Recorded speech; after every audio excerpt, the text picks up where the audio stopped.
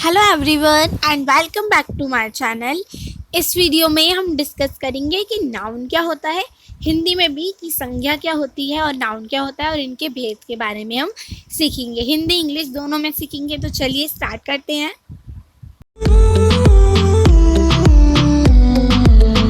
तो संज्ञा यानी कि इंग्लिश में बोला जाता है noun.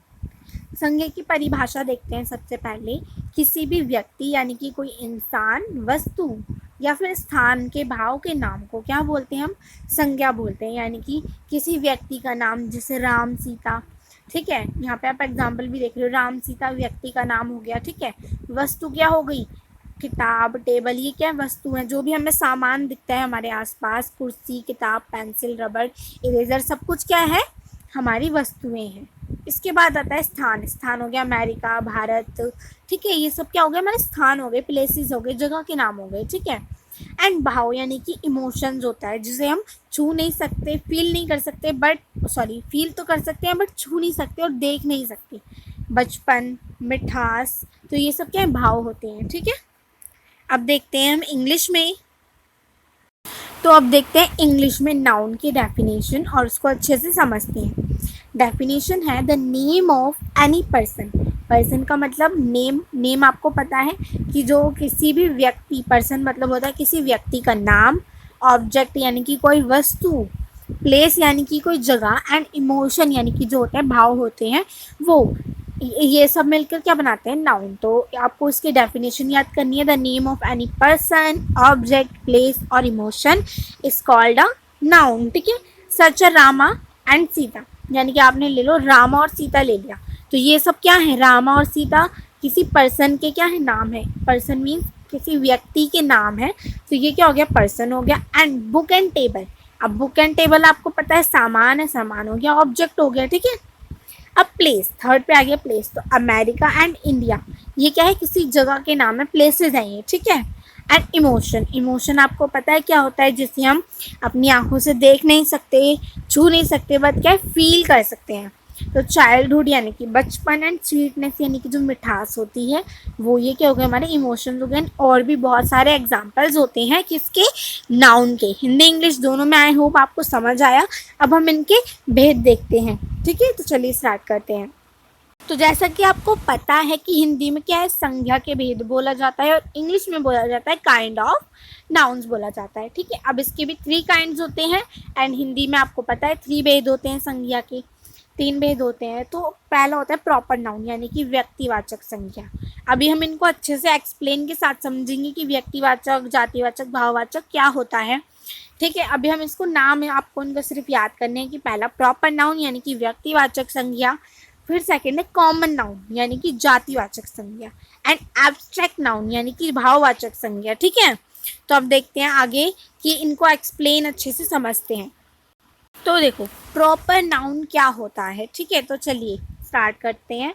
The particular name of a person, animal, object, place is called a proper noun, यानी कि ऐसा इंसान का नाम, या फिर देखो रामा, तो मैं आपको पता चल गया कि मैं रामा की ही बात कर रही हूँ। आपको सीता, तो आपको क्या पता चल गया कि मैं सीता की ही बात कर रही हूँ।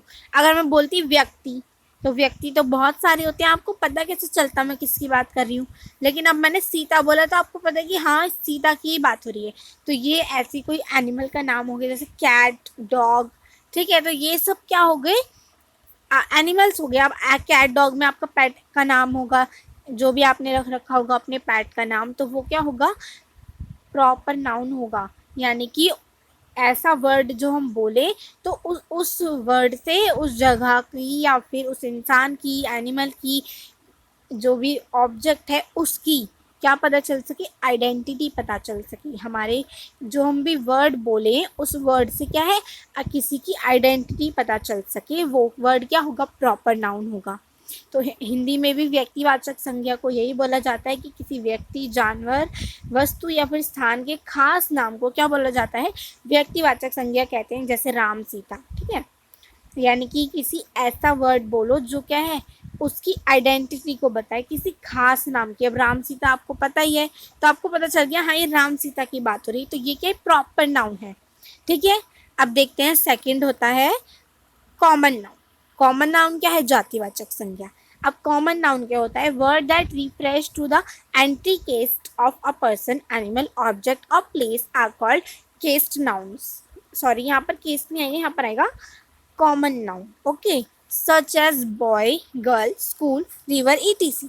यानी कि कोई ऐसा ऐसा शब्द जिससे क्या है किसी व्यक्ति का, यानी कि पर्सन का, एनिमल का, ऑब्जेक्ट का, प्लेस का क्या हो सके, पता चल सके कि हम उसकी बात करें। संपूर्ण जाति का क्या है, बोध कराते हो, संपूर्ण उसकी पूरी की पूरी कास्ट का क्या है वो बोध कराते हैं, उसे क्या हम बोलते हैं? Common noun. यहाँ पर आप लिख लोगे, ठीक है, कॉमन नाउन। यहाँ पर जहाँ मैंने कट किया है, कॉल्ड के बाद आप लिख दोगे यहाँ से कॉमन नाउन, आप यहाँ से देखकर लिख दोगे, such as boy, girl, river. अब देखो, मैंने बॉय की बात करी, कौन सा बॉय आपको नाम पता है? नहीं। गर्ल की बात करी तो आपको गर्ल तो कितनी सारी गर्ल्स होती हैं, पर आपको उस गर्ल का नाम पता है जिसकी मैं बात कर रही हूँ? तो आप ऐसे क्या है, ये जातिवाचक संज्ञा होता है किसी चीज़ की जाति। अब जैसे गाय, तो गाय की जाति होती है, गाय कितनी सारी गाय होती है, बट अगर मैं किसी गाय का नाम बोलूँ, काली गाय, गोरी गाय, तो ये क्या है, गाय की क्या है विशेषता बता रही हूँ मैं, तो वो गाय क्या हो गई? अगर मैं काली गाय बोलूँ तो वो आ जाएगी प्रॉपर नाउन में, बट अगर मैं सिर्फ गाय बोलूँ, काव बोलूँ, तो वो क्या होगा, हमारा कॉमन नाउन में आएगा, क्योंकि वो क्या उसकी जाति को बता रहा है। ठीक है, जैसे नदी, अब नदी कितनी सारी होती हैं, तो ये क्या है, नदी की जाति है।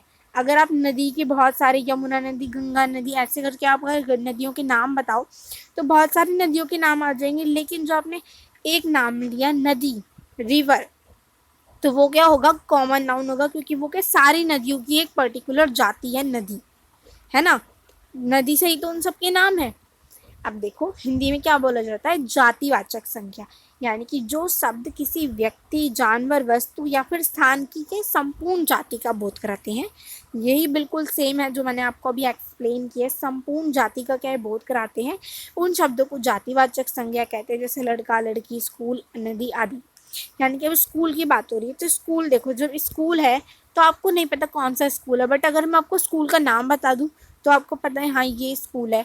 तो ये स्कूल का अगर मैं नाम बताऊं तो वो होगा प्रॉपर नाउन, और अगर मैं स्कूल बोलूं तो ये होगा कॉमन नाउन, क्योंकि सारे स्कूलों का क्या बता रहा है, वो सारे स्कूलों की जाति बता रहा है। ठीक है, सारे स्कूलों की क्या है वो जाति बता रहा है, इसीलिए वो क्या हो जाएगा, प्रॉपर, सॉरी, कॉमन नाउन हो जाएगा। और अगर जो ये है स्कूल है वो क्या होगा, हमारा जातिवाचक संज्ञा में आएगा। ऐसे ही नदी है तो कितनी सारी नदी होती हैं, बट अगर सारी नदियाँ देखो कितनी सारी नदी, तो अगर सारी नदी की एक नाम है नदी, ठीक है, आप नदी से समझ जाओगे कौन कौन सी नदी, वो आपसे नाम पूछ ले जाए तो आप बता दोगे, आपको पता होंगे तो। अब ये जो नदियाँ हैं ये क्या है, जातिवाचक है, क्योंकि ये जाति बता रही है नदियों की। ठीक है, अब नेक्स्ट देखते हैं। तो थर्ड है एब्स्ट्रैक्ट नाउन, यानी कि भाववाचक संज्ञा। अब सबसे पहले एब्स्ट्रैक्ट नाउन बहुत ज़्यादा इजी होता है, ये मैं आपको बता दूं। An abstract noun is the name of something that we can only think, यानी कि ऐसी कोई चीज़ जिसे आप सिर्फ सोच सकते हो, फील कर सकते हो, बट टच नहीं कर सकते। लाइक गुडनेस, गुडनेस, अच्छाई को आप क्या टच कर सकते हो? नहीं कर सकते, लेकिन सोच सकते हो, फील कर सकते हो। ठीक है, ऐसे ही ग्रेटनेस, महानता को भी आप टच कर सकते हो, नहीं कर सकते, बट सोच सकते हो, फील कर सकते हो। ऐसे ही सच्चाई और दोस्ती, यानी कि ट्रूथ एंड फ्रेंडशिप को भी क्या है, आप टच कर सकते हो, बिल्कुल भी नहीं, लेकिन फील कर सकते हो और सोच सकते हो। तो ये क्या है, एब्स्ट्रैक्ट नाउन है। हिंदी में जो बच्चे संज्ञा पढ़ रहे हैं उनके लिए भाववाचक संज्ञा, जिस संज्ञा को देखा या छुआ नहीं जा सकता, यानी कि जिस भी संज्ञा को हम देख या छू नहीं सकते, लेकिन हम उसे महसूस कर सकते हैं, उसे हम क्या बोलेंगे, भाववाचक संज्ञा बोलेंगे। जैसे अच्छाई, महानता, सच्चाई, दोस्ती, ये सब क्या है, आप इन्हें देख नहीं सकते, छू नहीं सकते, बट आप इन्हें फील कर सकते हो। ठीक है, आई होप आपको अब तक सब समझ आ गया होगा। अब देखो, जिन बच्चों ने हिंदी में संज्ञा को पढ़ा है उनके लिए क्वेश्चन है, इनमें से कौन कौन से भाववाचक संज्ञा है। अभी अभी हमने भाववाचक संज्ञा पढ़ी, तो आपको इन शब्दों में से बताना है कौन कौन भाववाचक संज्ञा है, और आपको इन्हें कमेंट करके ज़रूर बताना है। ठीक है, एंड अब इंग्लिश में जिन बच्चों ने नाउन को पढ़ा है उनके लिए ये क्वेश्चन है कि which of this are the abstract noun. या एब्स्ट्रैक्ट नाउन आपको पता है जिसको हम छू नहीं सकते बट फील कर सकते हैं, सोच सकते हैं। तो इनको आपको बताना है कमेंट बॉक्स में इनका आंसर, ठीक है। वीडियो पसंद आई तो लाइक कर देना, चैनल को सब्सक्राइब कर देना एंड अपने दोस्तों के साथ शेयर कर देना इस वीडियो को। Thank you for watching.